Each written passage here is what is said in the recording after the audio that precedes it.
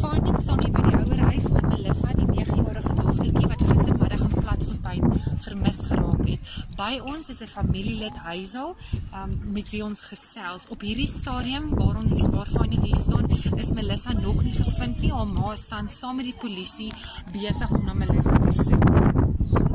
Ek is Isa Frolinda wat in Platfontein is. Ek is Melissa se sustertjie.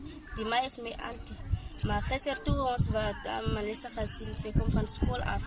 Nou kom sy net die klere aan en sy het sport t-shirt gedra en blou sket gedra aan. Toe gaan loop speel hulle met op die veld in. Hulle was 4-5 opgegaan in die veld in. En er was 3 mannetjies wat Melissa goed gaan opjaag in die veld in. En 4 kinders wat bij die huis gekomen en 1 is verdwenen. Zijn naam is Melissa. Die een speler in die veld in. Om Melissa te gaan loop zoeken.